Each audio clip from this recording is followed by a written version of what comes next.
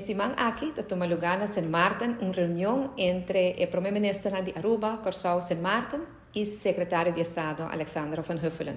E também a banda aqui trove para nos tratar diferentes pontos da agenda, entre outros, tem o coho, tem o raft, tem o tema de debenang que nós temos para a Holanda e o repago de debenang of kwijtschelden de debenang, e também tem o tema de democratisch deficit que a Holanda a poner na agenda.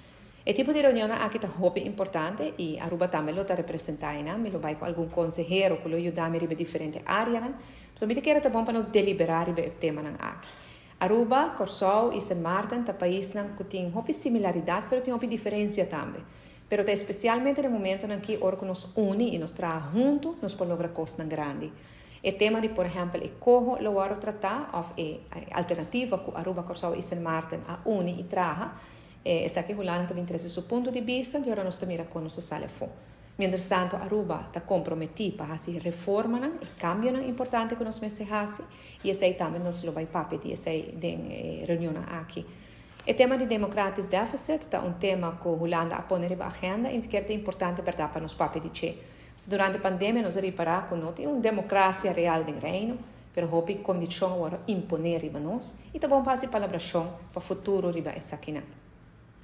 Para Aruba, a geschillenregeling is heel importante. Zij tem arreglo, ora tem disputa entre Holanda e Aruba, como pode apelar a decisão. Que caminho botinho cana. Se nós não temos essa hora aqui, e pensei nos está nós hobby viajar, tem que aceitar a condição, especialmente durante a pandemia. Isso aqui é um tema que nosso parlamento também tem hobby interesse para trazer riba de nosso parlamento também é o único parlamento na de Corsao e San Martin riba essa aqui e agora que nós vai por lograr união aqui riba a nível de governo não também. Ano 2023 também é um ano positivo para Aruba. Nós recuperar nossa economia, nosso turismo, financeiramente e ojalá nós podemos lograr também combater o problema social e a pobreza que nós temos ainda na nossa comunidade. Pero é um ano positivo e nós temos atitude positiva para enfrentar todo o reto na aí. Den união e com positivismo, agora que no reino inteiro, nós também podemos lograr coisas grandes para todo o nosso país.